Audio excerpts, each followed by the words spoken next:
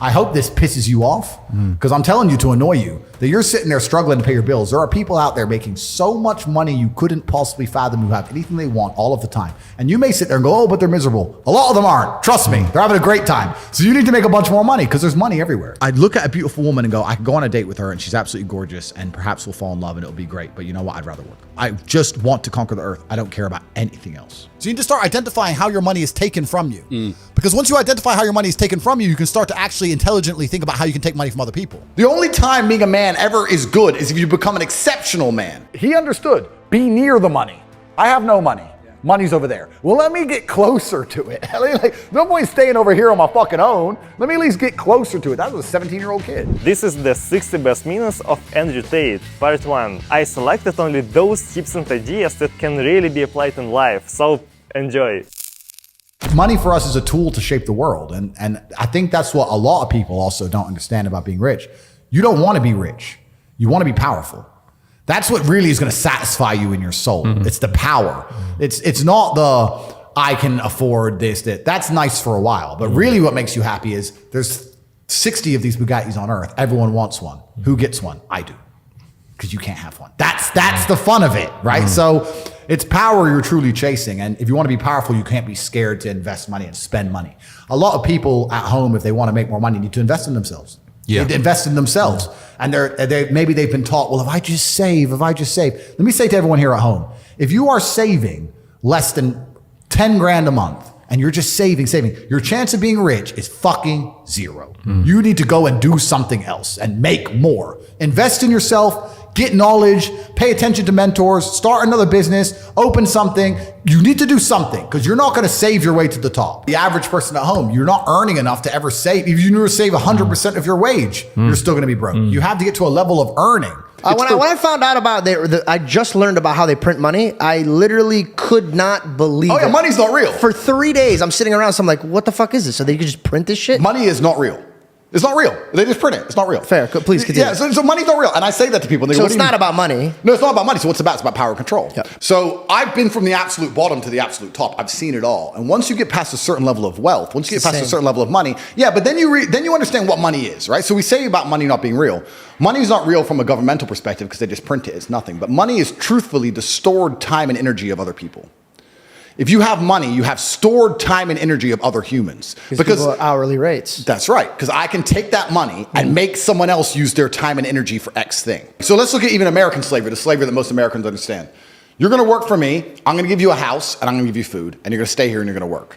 Slavery is abolished. So now what do? You're going to work for me. I'm going to give you that. I'm going to give you some money. And that money is enough to only buy you a house and some food. We've just put money in the middle. Now, if I can make you do whatever I want for money, and I can print as much money as I want, you're my slave. Because I can print it from the sky and you need it to live. So you are my slave. Money's not real. So I have all of this money. I have the stored time and energy of other humans. And once you get past a certain level of wealth, you understand, which ties back to COVID, that you're not interested in money. What you're interested in is people. It's always been about having good people around you. You want a beautiful, doting, loving woman who's obsessed with you. You want good brothers who will stand by you and make you motivated. You want bodyguards who are going to protect you. You want people. And then you want to look at it further down the rabbit hole. You want to get more sinister.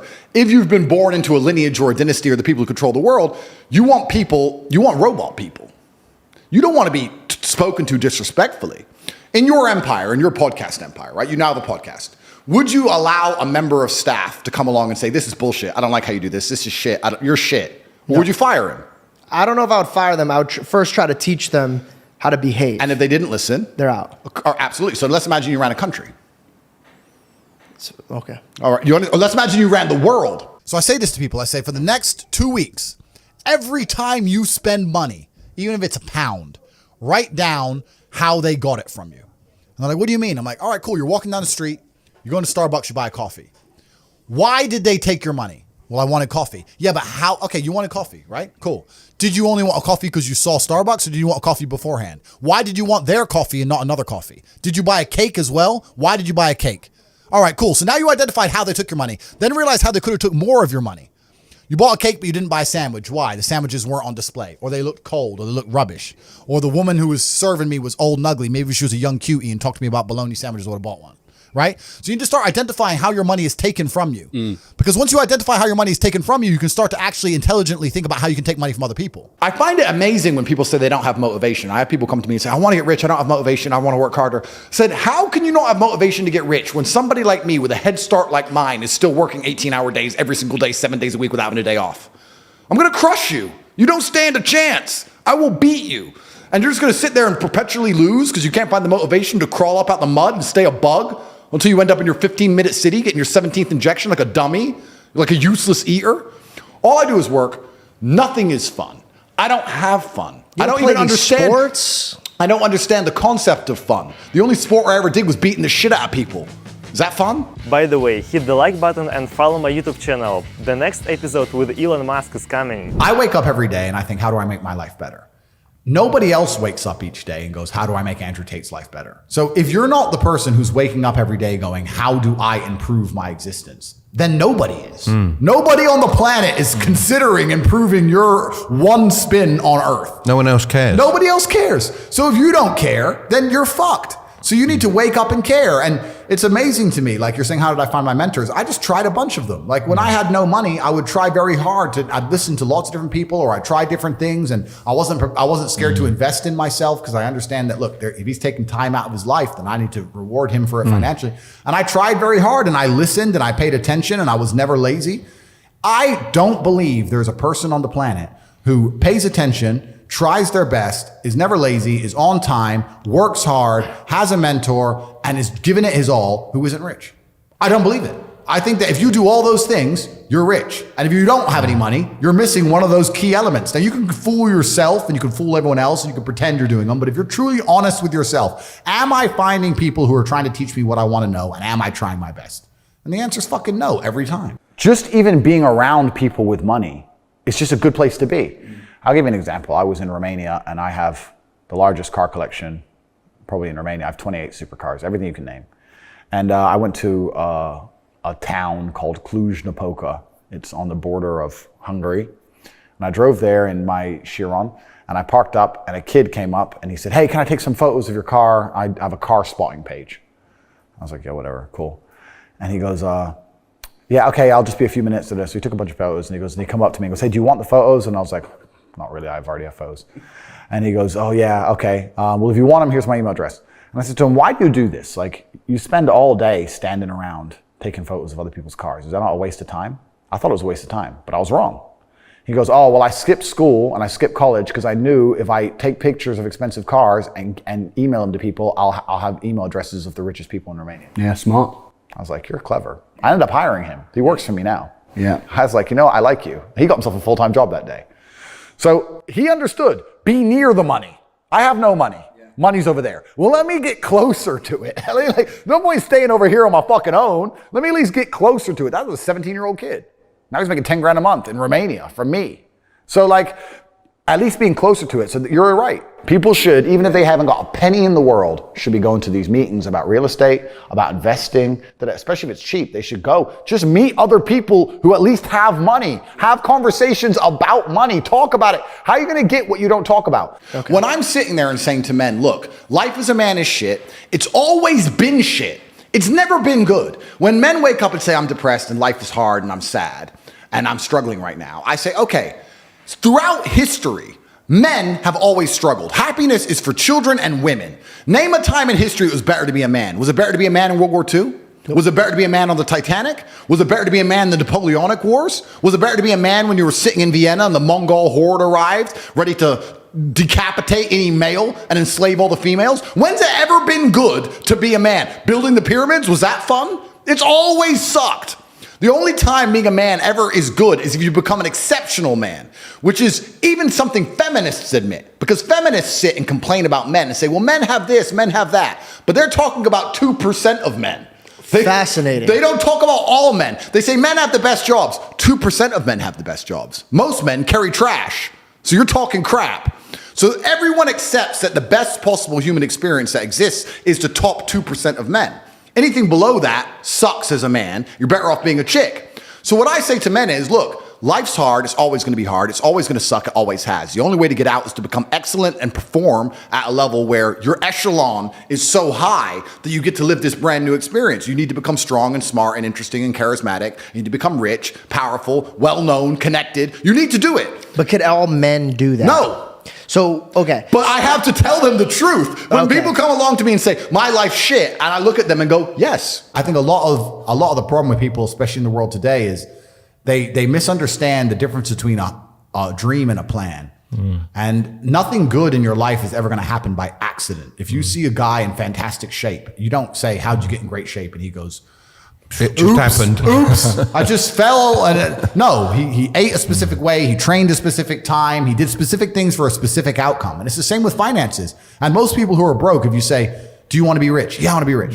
How are you going to get rich? One day. I'll win the lottery. Yeah, dumb shit. You have no plan. You have no plan whatsoever. No actionable steps. No, you're not doing things daily. You're just hoping some point in the future, God's going to just dump it on your doorstep. Guess what? It ain't gonna fucking happen. And unless you have a plan, a specific plan, I'm sure you guys had you had a plan and you worked hard to get to your points. I had a plan. Everything was like, okay, today we have to do day after day after day until you get there. And this is what most people don't have because they're too arrogant or too lazy. I don't think it's stupid. I think most people, if you laid out a plan and they tried their very best and they were willing to learn, could do it. I don't think people are too stupid to make money. They're just too lazy or too arrogant to make money. That's the problem with people. A lot of people are obsessed with the idea of happiness. And especially as a man, I think that happiness can actually be a very destructive motivator. And when men sit and say, I want to be happy, I want to feel happy. To feel happy, a lot of the time, you're looking for temporary hedonism. To be happy, you want to get drunk or take drugs or do something stupid temporarily, and it's very short-lived. I think you should instead be looking as a man to say, I want to feel proud. If you choose pride over happiness, you're going to make decisions that you're proud of and that people around you are proud of, and it's going to be better for yourself and better for society and better for everyone who loves you, everyone you care about. If you're the kind of person who searches for happiness, whether male or female, in my experience, people who search for happiness end up doing hedonistic, temporary, stupid things. When I find men who search to feel proud of themselves, I want people to be proud of me, and I want to be proud of myself, and I want to be respected. They often delay happiness. They often go through very difficult things and build things which are beautiful or build things which are difficult to do. They often go to the other side of fear to feel that pride. I did it. I faced my fear. I did it. Yeah. So I think as a man, searching for pride or searching to feel proud is a pretty positive mindset for masculine achievement. The reason I'm the luckiest man on earth is because God has given me endless building blocks to build a superhero. He's given me endless power. He's given me endless motivation. What did we say? Yeah. He's given me I have endless sources of power. I can sit here right now and recall events that will prevent me from sleeping for 2 to 3 days. That gives me a superpower that other men do not have. They want to go to sleep. They're tired. I can stop being tired for days at a time. I can just have a thought. I can remember. I can sit, close my eyes, and use the power of my brain to vividly remember events, and I will not sleep for days. And when people come to me and say, oh, this happened, I'm really sad, or my heart broke, or this bad thing happened to me, I say, good. Thank the Lord that he's given you this endless source of motivation. You're wasting it. Yeah. That's your problem. But it's been given to you. Nitrous oxide has been given to you. You just have to use it in the correct way. So I'm the luckiest man in the world because all the bad things that happened to me have given me all the building blocks to become the most fantastic man on the face of the planet. I don't ever sit and concern myself with, am I spending too much? If I thought I was spending too much, I would simply find a way to make more money. And a lot of people talk about efficiency as well. I've had people talk about working smart, not hard. That is true.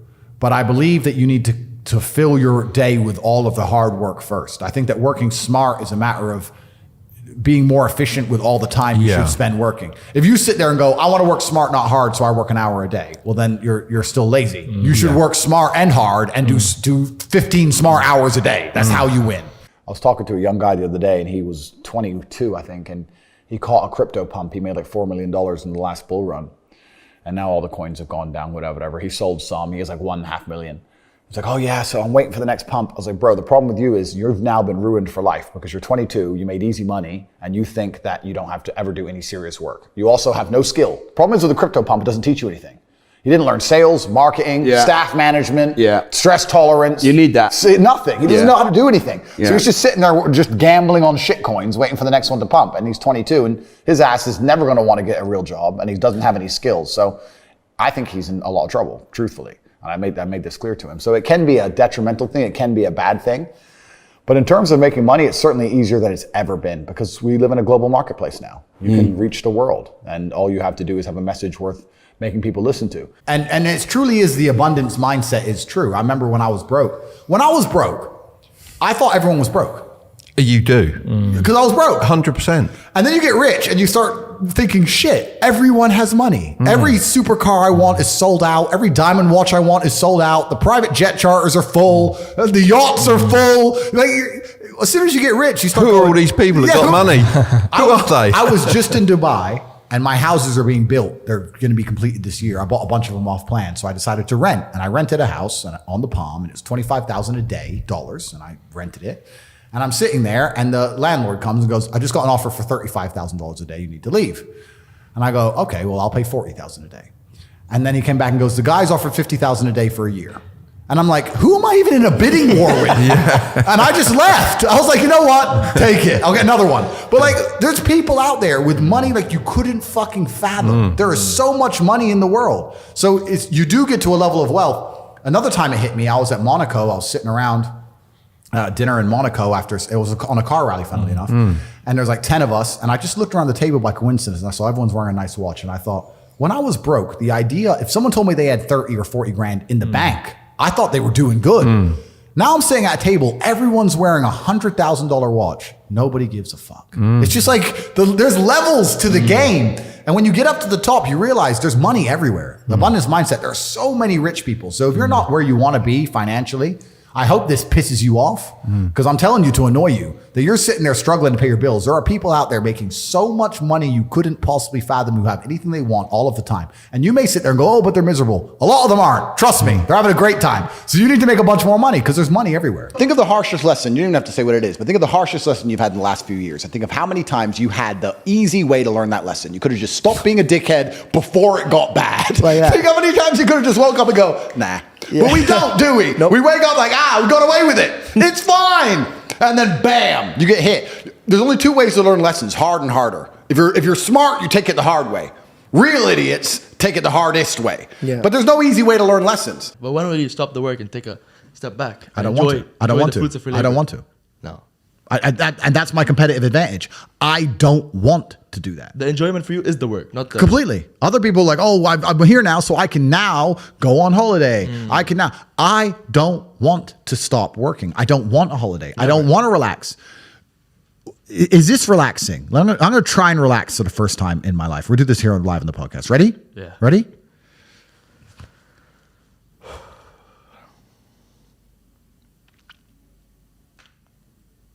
Am I supposed to want to do that?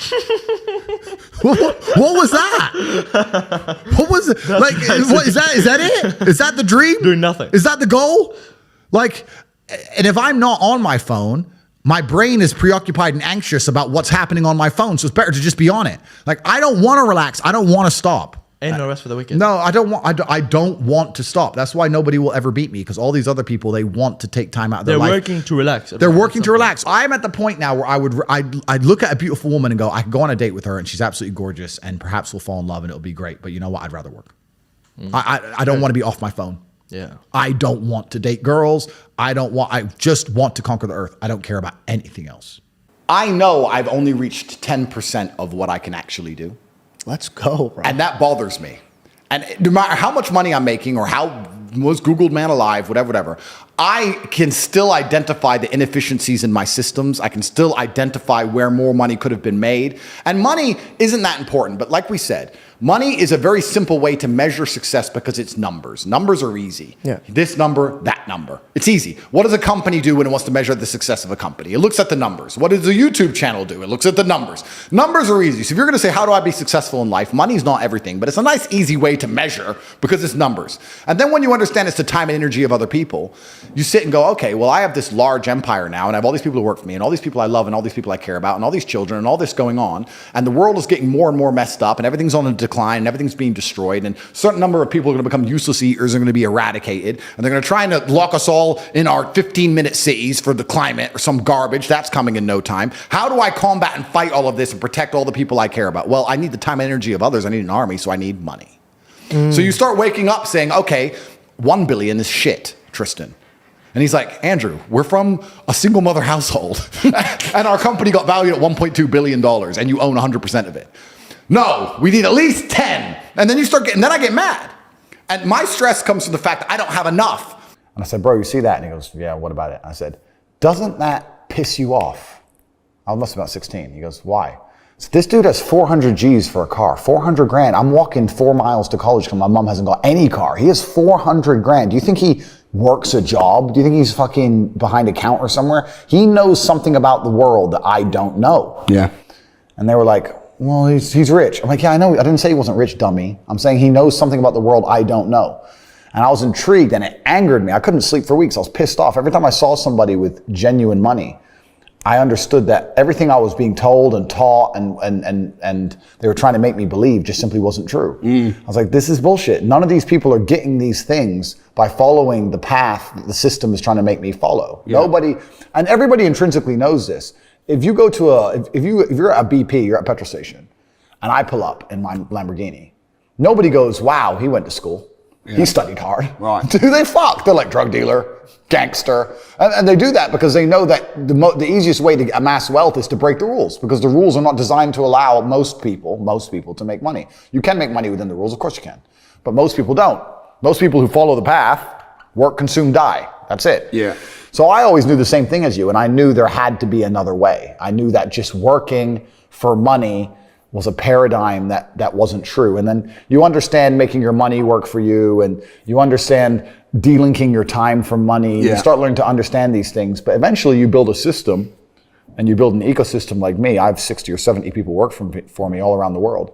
And things just happen and money just kind of appears as long as everything's well organized. Do you think- and life really doesn't have to be that complicated. When you see somebody that has something you want, you just got to try and work out how they got it. Yeah. And that's the missing part. Most people see people with things they want and they don't do the second half. They don't try and work out how they got that thing. Oh, my man has a Ferrari. Okay. I wish I had a Ferrari. Okay. They don't sit there and go for an hour. How did he get a Ferrari? It doesn't cross that part is the part they don't want to do, right? They just go, oh, he has a Ferrari. Wish I had a Ferrari. And they go back to TV. Yeah. And that's why they lose. If you don't want to buy a jet and you don't want to buy a yacht, you're never going to need more than $20 million, really, because there's nothing to buy. And you can rent the yacht and the jets. You can charter yachts, you can charter jets, which is probably smarter anyway. I had a jet, I owned one for a few months, and I sold it. And the reason I'll never buy a jet again, They can track it. all these on Twitter are tracking them. That's Top what- G's jet. I'm not having it tracked. Bernard Arnault, the LVMH guy, he just sold it. No. Because I don't want everyone knowing where I am all the time. Yeah. You can buy a nice house in most places on the planet. You can buy 2 or 3 cars. You can buy some diamond watches. You can buy some nice clothes. And that's all there is to buy. What's actually kind of amazing to me is when I was poor, I thought, if I got rich, I'd buy all this stuff. And now I'm rich and I can buy anything I want. And there's nothing to buy. There's nothing to buy. Clothes, I already have too many. My wardrobe's completely full head to toe. Don't wear most of them. Diamond watches, you get 10. How many do you really need? Cars, I have 28. I drive like 4 of them.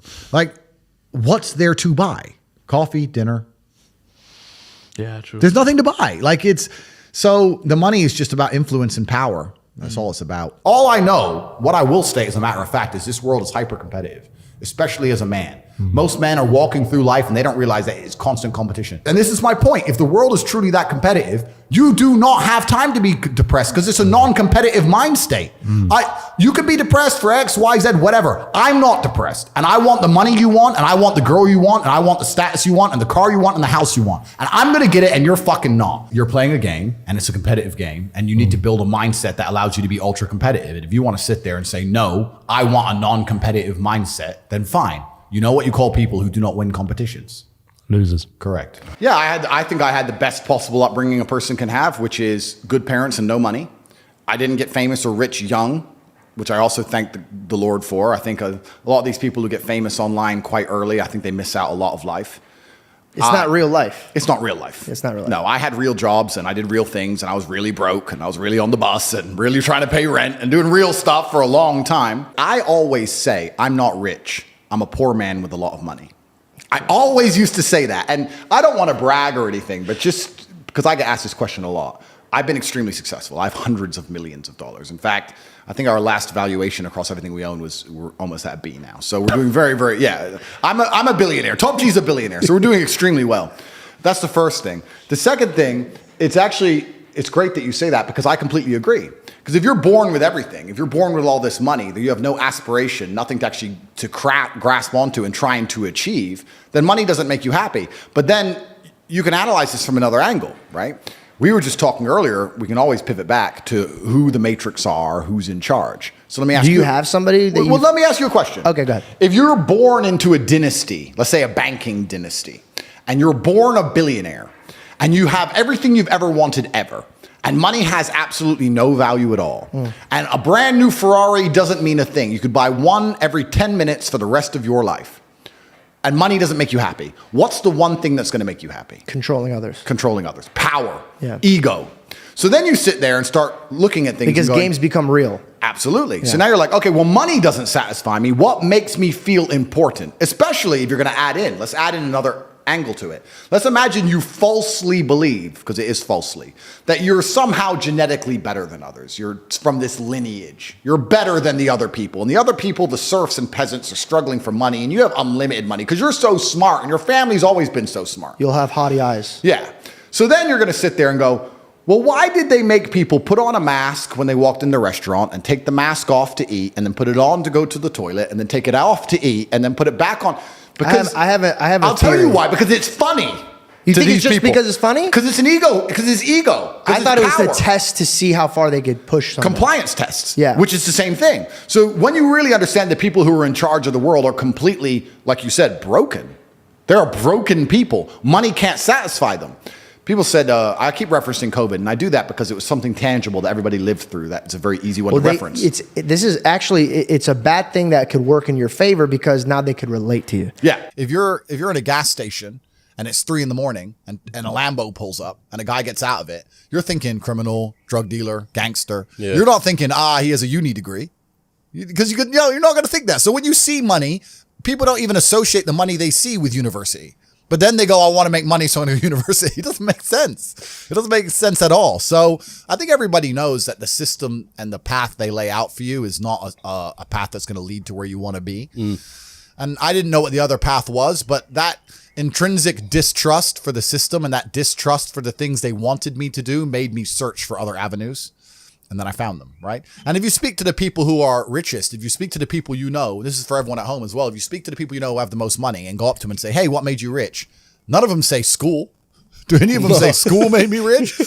I got an A in GCSE. Like, who gives a shit? It's bullshit, right? So it's all indoctrination. So I knew it was indoctrination, and for that reason, I was always searching. And if you're searching, you're going to find. Yeah. So The average people come to me and say, what do I do? I'm just the average guy. And my only answer is stop being the average guy. That's my only answer. You can't just be the average guy anymore. The idea from the 1950s that you can just be the normal, average, law-abiding, hard-working citizen and you'll have a good life is gone. Any man out here who goes, I'm just going to work hard, do my bit, and obey the laws, and I'll have a good life. No, you won't. No, you will not. Just doing your job is never going to make you rich because you're just going to be taxed into infinity and you're going to stay broke. So just obeying laws and doing your job now has set you up to be a peon and a slave for eternity. You have to get yourself in a position where you're making enough money that, I'm not saying laws can be broken, but there certainly can be bent. I mean, I think you know this with accountancy and the way that tax laws work. You get to a certain level where it's like, okay, yeah, we can just put that one to the side. We can twist that one around. Arnold Schwarzenegger says, break the rules, but don't break the law. Completely, yeah, and that's basically it, right? So you get to a certain level, and that's where it's really interesting because the average peon, their answer to all this is, we need to tax the rich. Because they don't understand how money works. They don't understand how the world works. And they think that rich people are out here working some kind of job that you can tax. Yeah. I've spoken to dudes and like, yeah, I had a bad couple months. Why? My girl left me. You've wasted months? You've wasted months over some like you had think of how much God loves you to have given you the grace and given you the opportunity to waste months of human time over some chick. Like, talk about blessed head to toe. If I waste months, empires are going to collapse. I'm going to end up in a cell or dead if I waste months. I have things to do every single day. I can't waste a second. Yeah. Like, these people are just absolutely infinitely blessed. And their mindset is a product of that because they're spoiled children.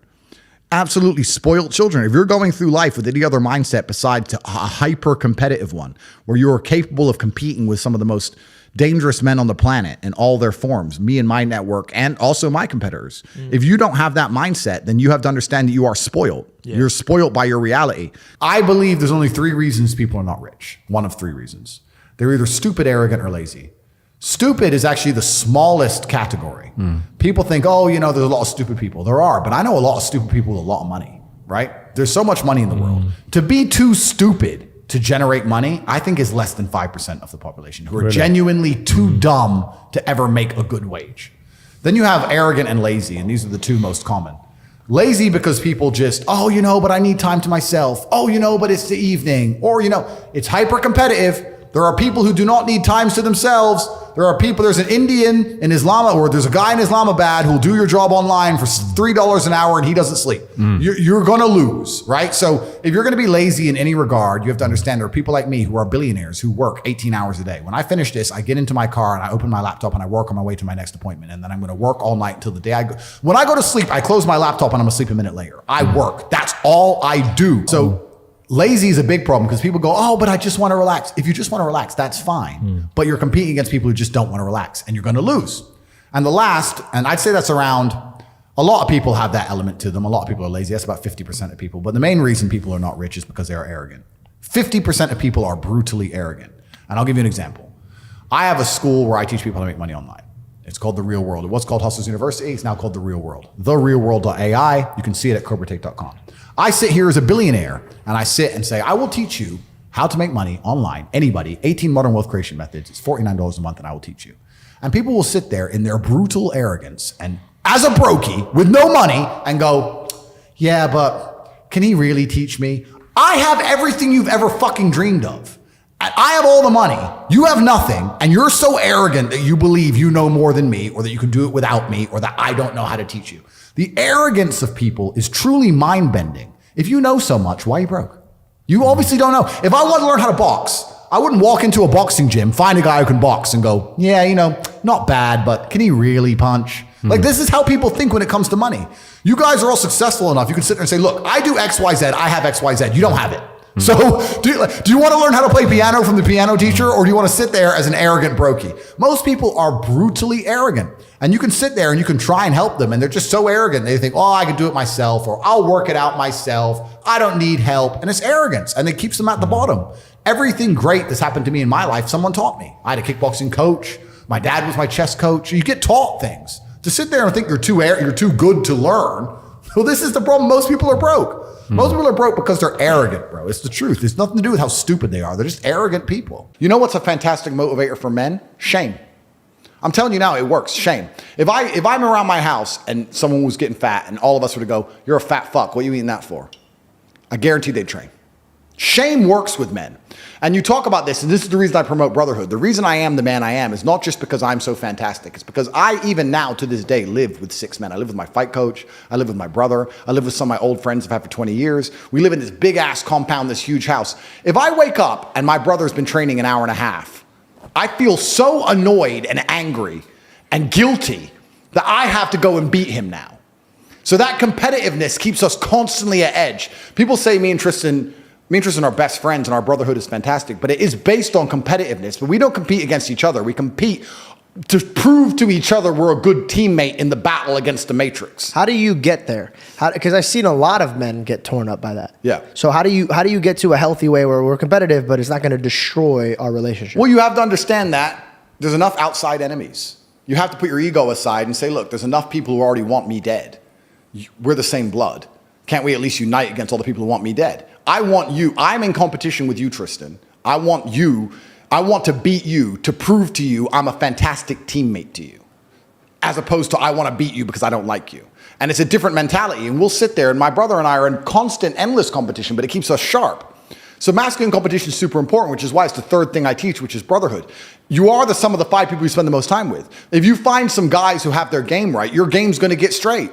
It's as simple as that. And I think if you take any man on the planet, in any situation, in any scenario, and you tell him to become as strong as possible because of all the lessons he's going to learn, become as rich as possible because of all the lessons he's going to learn, plus obviously being strong and rich are benefits, plus find a network of brotherhood of men who are accountable to themselves, and by extension accountable to you. If you're accountable to yourself as a man, you're also accountable for your friends.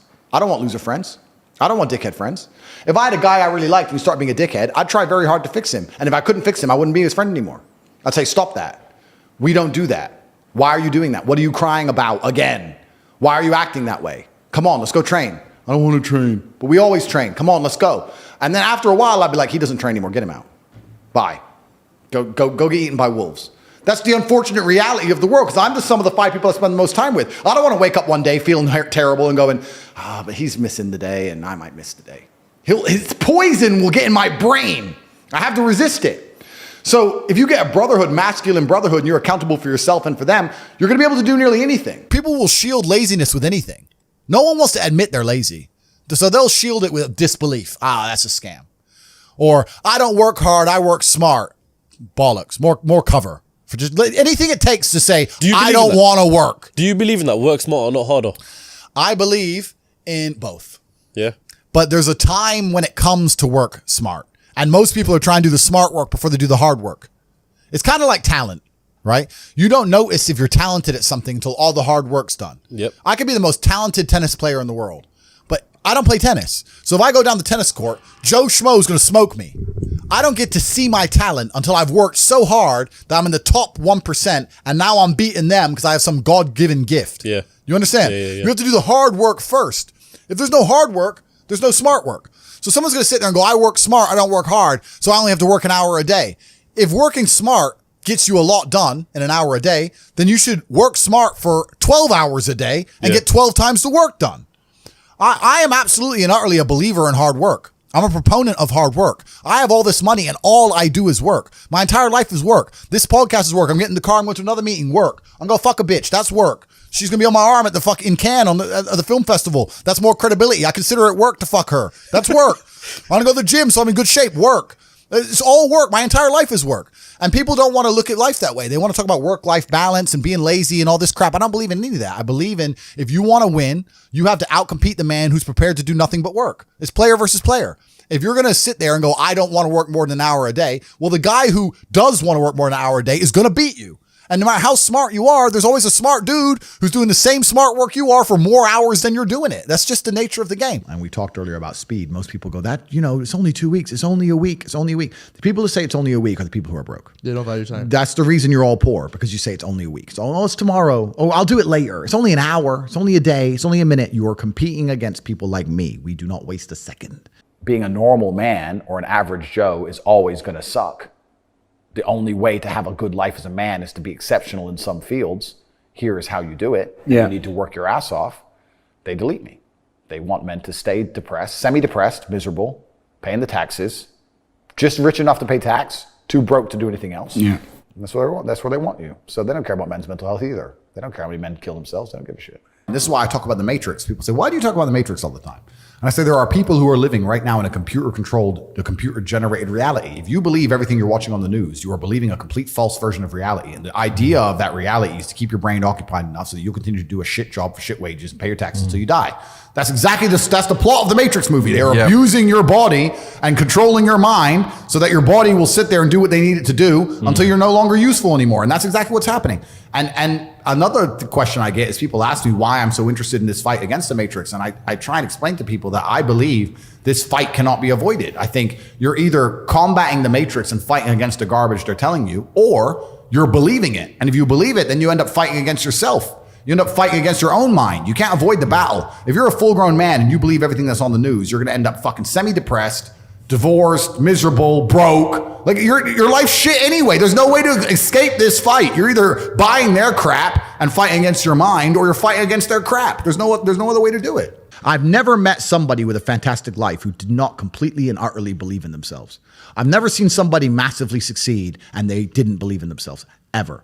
I've never seen somebody who just allows life to happen to them and become blown off course by some sadness, end up doing massively monumental and important things. I've never seen it. And if she leaves me afterwards, let's say she just likes to leave men, I don't care. Yeah. I'm still working. You're still crying. You can't possibly ever beat me. I'll continue to beat you into eternity, as will my bloodline. You will sit and pay the price for the rest of your human years. Even your ancestors above you are disappointed in you, and your offspring for the rest of your lineage will look up and say, my great-great-great-grandfather was a loser because I broke his heart, and now we've been broke ever since. Yeah. Chess and fighting are remarkably similar. Very. You have to know what your next move is going to be countering his next move. And there's no luck.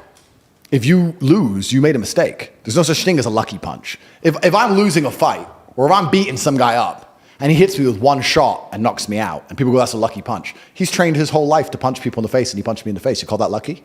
I call that good. I think it was a very good punch. Excellent. Probably his best punch of his career. No such thing as lucky punches. Same thing with chess. If and you also lose, you left your guard down. Absolutely.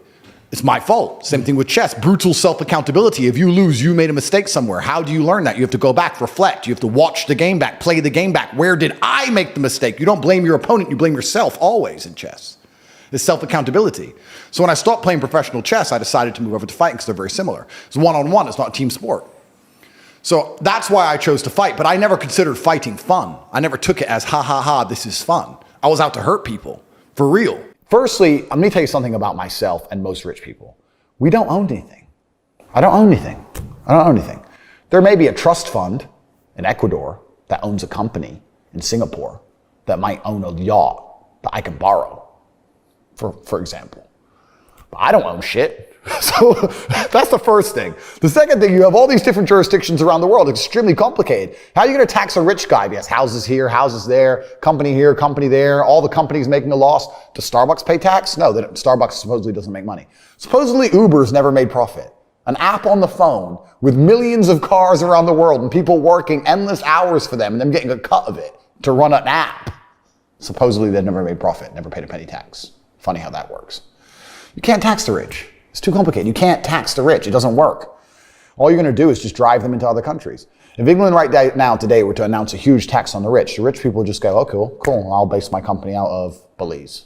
2 pieces of paper, fuck you. We don't really learn lessons unless they're learned the hard way. Yeah. I believe that unless a lesson has taught the hard way, you're not going to learn it. You can have so many near misses and people won't learn their lesson. Bro, you must know a guy who goes out there, nearly crashes his car, doesn't slow his ass down till he wrecks it. Yeah. Like, this is how people are, right? So you need that pain for the lesson to sting enough to really genuinely go inside of your mind. And it's the same with everything. It's the same with driving a car or business. Truthfully, if you want to learn a lesson about business, you're going to have to suffer at some point, right? So we always say that most people are not successful with their first companies, X, Y, Z, blah, blah, blah. I get that.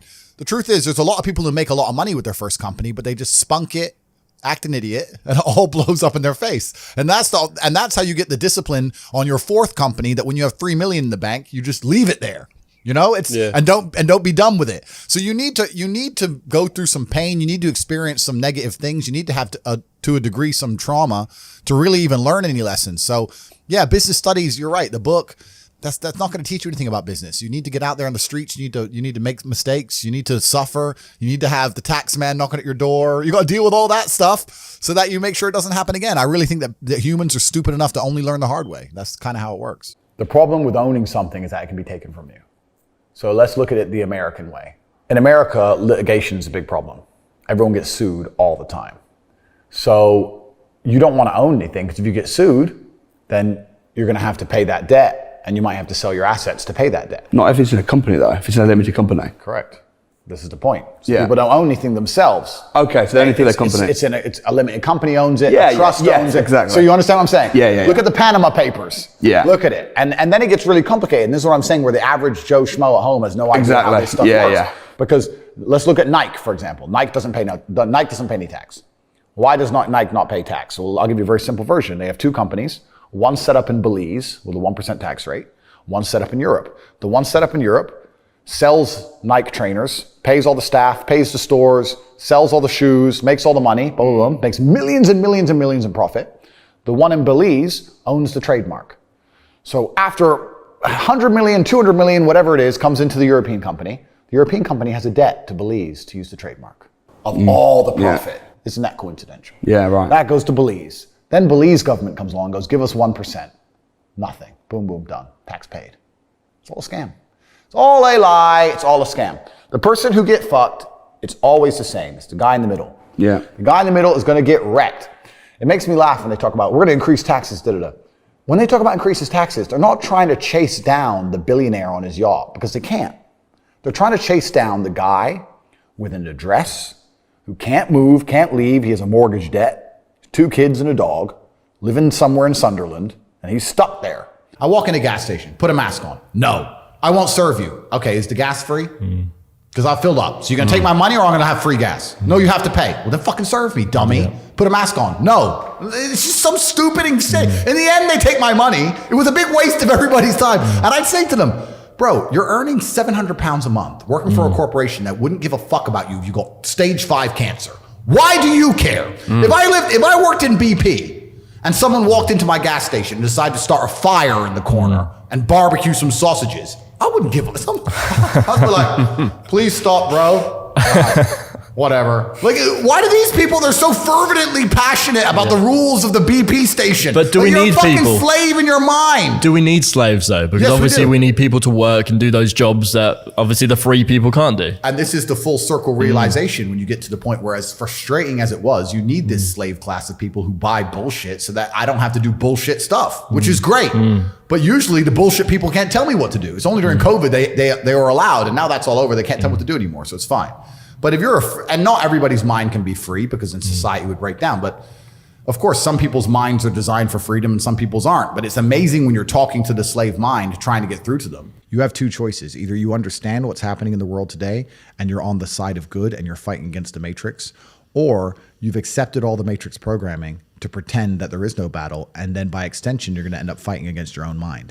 And you're going to be in a fight either way. Your mind's either right and you're fighting externally against the enemy, or you've accepted the Matrix programming and you're sitting there fighting against your own depression, your own anxiety, fighting against your own struggles inside of yourself. You're going to fight anyway. There is no way to avoid this. So you have to make a decision. Do you want to have control of your own mind and control of yourself and fight for God and fight on the side of good against evil?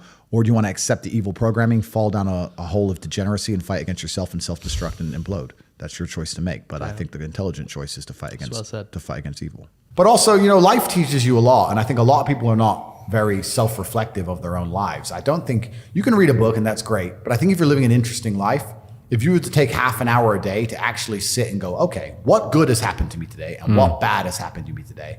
Why have those things happened and how can I prevent them from happening again? Most people don't, that kind of crap doesn't even cross their minds. Like every day I will sit at the end of the day and go, what bad has happened to me today? How did that happen? Did I get caught slipping was I on the street and some guys come up to me and it could have been a dangerous situation? Like, how could I genuinely have improved my reality? And you can self-reflect and teach yourself everything. But that's total ownership of your life, isn't it? But you have to have. But a lot of people don't. You have to have ownership of everything good that's ever happened to you and everything bad that's ever happened to you. I have complete ownership for the fact I was canceled. I don't sit there and go, oh, they're lying about me. Yes, they're lying, but I still own it completely. They're lying about me and they're talking shit, but I own it and I took responsibility for it. And I sat there and I took absolute accountability and I thought, okay, how can I turn this in my favor? And I beat them. If I'm walking down the street and it starts to rain, I take responsibility for that. I didn't have to be in rainy London. I could have been somewhere else. I could have brought an umbrella. Could have took a car. I am responsible for getting wet in the rain. And there's people out here who just don't take any responsibility for their own actions, let alone the weather. If you take complete self-accountability and you self-reflect, you can learn a whole bunch about life. But could you not just say that it's raining, this is unfortunate? No, but that's what losers do. It's raining. I'm unlucky. I must be a loser. No, but that's what they'll say. I got wet because it rained, not my fault. Whereas I'll say I got wet because I did not prepare for the rain. As the world gets more messed up, which it is, people are going to learn some very abrasive, harsh lessons. And sometimes when you've gone through a very harsh lesson, to be given a solution which isn't harsh, you're not going to believe it. To be given a harsh solution makes you feel like, okay, this guy knows exactly what he's talking about. As a man, your life is supposed to be shit. My argument to this is people go, oh, I don't feel good. I say, good. Your life as a man is going to be terrible the entire time. Who told you at any point, I don't know what the Bible says. I haven't read it cover to cover like I've read the Quran. But I don't think the Bible says you're supposed to be happy all of the time. I think follow your passion is also a terrible piece of advice. Yeah. Yeah. People say, hey, man, you need to find what you're passionate about and do that. And what they're trying to say is only do what you like because you have no motivation to do anything else. And motivation in and of itself is a scam. I don't believe in motivation. I believe in discipline.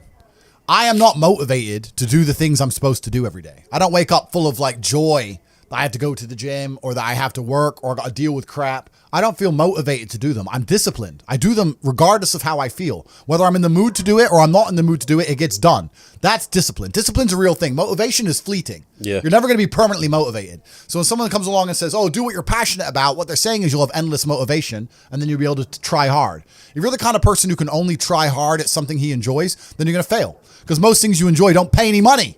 If they paid money, you wouldn't enjoy them. It's called a job, right? Nobody likes their job. You like your hobby. I'm sure you like playing video games. Maybe 1%, 0.1% can make money from video games, right? Most people, you ain't ever going to make it. Yeah. Do you think the guy in China who owns a concrete plant is passionate about concrete? Do you think he's sitting there stroking it at night, naked in bed? Fuck no. It's money. Be passionate about success. If you're passionate about money, then you can be passionate about anything. I'll be passionate about any business on earth that pays me. If you pay me $1 billion to dig that hole, I'll be very passionate about that hole. I will dig that hole with passion for the cash. Yeah, because you know the cash. For the money. Yeah. That's right. So when people come along and say, oh, you need to find something you're passionate about, follow your passion. Bro, you're going to follow your passion to the fucking food bank. You're never going to make any money that way. You have to sit there and go, what is going to pay me? It's not about detaching yourself from your emotions. I feel every single emotion. It's just about using them. It's using them all in a positive direction. Yeah. If I feel extremely happy and excited, I'm going to use that as motivation or energy to do amazing things and do good and work hard. If I feel absolutely depressed and distraught, I'm going to use that as endless energy and motivation to do amazing things and work hard. It doesn't matter what you give me. Energy cannot be destroyed. It can only be converted and transferred. It doesn't matter what fuel you give me. If you give me diesel, petrol, kerosene, vodka, doesn't matter what you put inside of my engine. Hard work is gonna come out. Absolutely. Success. That's all I know how to do. Yeah. That's all I know how to do. It doesn't matter what fuel you put in my engine. My engine only knows how to do one thing, and that is succeed. That's all I know how to do. Yeah. So it doesn't matter what you feed me with. I'm going to be massively successful regardless. When I was broke, when I was on a council estate in Luton, I thought everyone was poor. And now that I have money, it kind of feels like everyone's rich. I go to buy a plane and they're like, no, I'm sold out. I thought you fucking sold out of planes? I go to buy a Bugatti and they're like, sold out. I'm like, all the shit. Who are these people? Yeah, everyone's bought everything. Like, and it's crazy how many people out there have such ridiculous sums of money, truly ridiculous sums of money. There are so many rich people in the world, and it's kind of like your reality is based on, it's the Matrix, right? If you're broke, everyone's broke. If you're rich, everyone's rich. And a lot of people have this separation. I was lucky to live in both worlds, but a lot of people have this separation. Yeah. So I've had this conversation with a bunch of people, and my basic premise is that I refuse to believe in things that take power away from me. If you are in a haunted house and you believe in ghosts, you're scared of the haunted house. If you're in a haunted house and you don't believe in ghosts, you're just in a house and you don't care. So I don't like the idea when someone explains to me the idea of one day waking up and being miserable and not wanting to live anymore, and it's nothing to do with my circumstances and I have no power over it, and no matter how good my life is, I'm still going to feel terrible and I'm going to want to die. That's not an idea I subscribe to. That's not a reality I'm ever going to want. But that's for a myself. reactive depression, isn't it? You can be reactive depressed for the day, for example, or Feeling for a while. Or even chronically, you know? Feeling depressed is real. Yeah. Depression as a disease, I do not subscribe to. The idea, I believe, that if you feel depressed, something is depressing you, and you should try your best to fix it. You should take control of your life and do your best to fix it. The idea, but they don't say that. They don't talk that. They say depression like it's this magic thing that comes out the sky and it gets in your brain. You're sad no matter what, and there's nothing you can do about it, and you need to only take pills. And I think that's a very bad way to look at the world, and that's a bad idea to subscribe to. And if you start to feel depressed, let's say your girl leaves you and you start to feel depressed, but you believe in the idea of depression, you're now going to start diagnosing yourself as clinically depressed, self-hypnosing yourself into hypnotizing yourself into being clinically depressed. And it's amazing how you can speak things into existence. I cannot become depressed because I don't believe in it. I think we're here to struggle and to learn. I don't think we're here to be happy. That's why when we keep going back to the happy argument, I've always found that kind of frustrating and annoying. And someone goes, oh, but I want to be happy. Why? Why? Why do you want to sit there and laugh? Like you were happy your entire childhood. That's your happy days. You're allowed to be happy as a kid. It's all over now, right? You're a man. You have responsibilities. I think we're here to do important. Provide, protect, and we're also here to do important things. And important things are going to be difficult, and they're going to be hard, and you're going to get frustrated. But that's what gives you purpose. I don't see anyone who's chasing happiness. I think that's a very feminine frame. I understand why some women just want to be happy. I don't know how it feels to be a girl because I'm not one. But in my experience, I know women who just want to be happy. Yeah. Girls just want to have fun. Fine. But you're a man, right? And if you're a man, then it's absolutely an utterly different experience of life. I think we're here to struggle. I think we're here to endure pain. I Yeah. think we're here to just see how hard we are to kill. I think that going through terrible things and living through them and coming out the other side is one of the most fantastic things about being human. I think that it's almost like once you understand what life is really about, there's no emotion which isn't enjoyable. The only emotional state which can be seen as detrimental is feeling nothing at all. But if you're sitting at home and you're feeling truly heartbroken, at least you're feeling something, right? And I think that's the whole part of being human.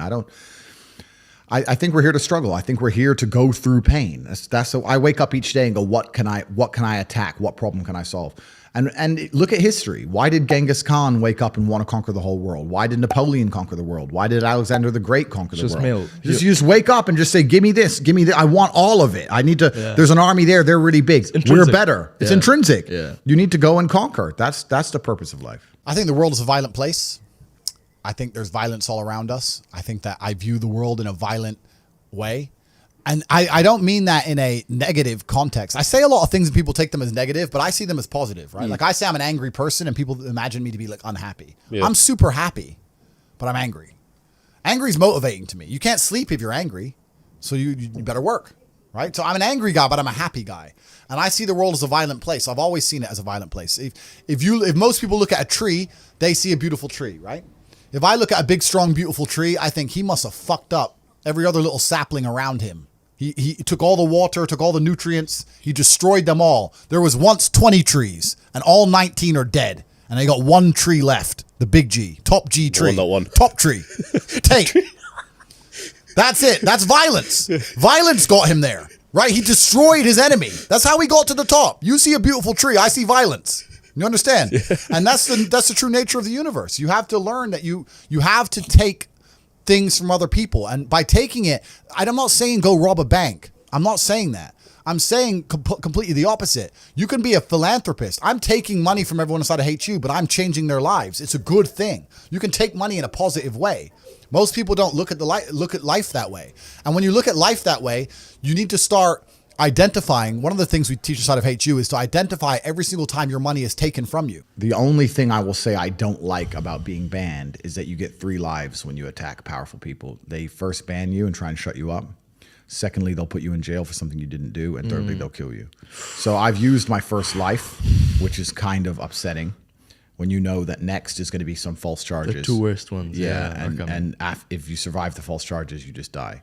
Jesus. So that's kind of upsetting. I like to think that people at home know if I ever ended up in a jail cell and the media started printing why, that they'd know it's a pure lie they made it up. Yeah. But that's kind of scary. Outside of that, the ban in and of itself has not. I don't care, bro. It's made no difference to my life. You need to get a piece of paper or understand on a scale of 1 to 10 and say, how stressed do I want to be? How much pressure do I want to feel like I'm under? How much can I take? And be honest with yourself. I wanted this life. This is exactly what I want. It makes me happy. But there's a whole bunch of people who would not be happy in my position just because of the amount of pressure they're under. In my last cancellation, we had press trying to find my mother, family members doxxed. My last 20 ex-girlfriends called and offered a bribe, effectively 100,000 pounds to do a negative story on me. None of them turned. Bank accounts frozen, travel bans, all my social media is deleted. All over the news, national news, I'm evil. Press releases in the schools saying that I'm bad for young men and I'm misogynistic. Like most people are not prepared for that level of pressure. I slept fine. Most people would be like, whoa, there are death threats. Like most people can't handle that. I can handle it fine. Most can't. You have to decide what you want to deal with. So when you're setting your expectations, it shouldn't just be about how much money you want to make. It's truly about how stressed and how much pressure do I want to be under. I actually enjoy it.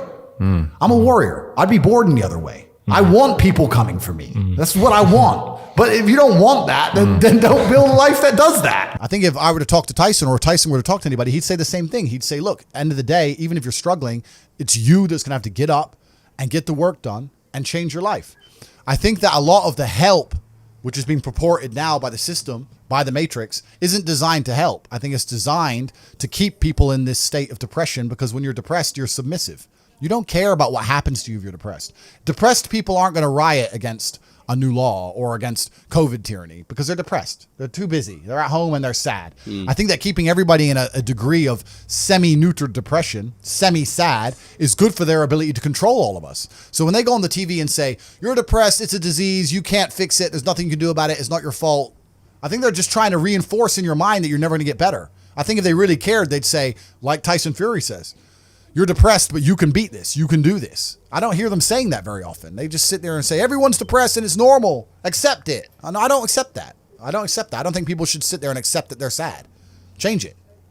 I think only you can change it. That's what I believe. God created us to learn and understand ourselves and understand other people and understand the world. And what did I say earlier? I said that you don't learn a lesson or you don't appreciate something without pain. Without pain. So you have to struggle to learn anything. There's only two ways to learn things, the hard way or the harder way. If you're smart, you can learn the hard way.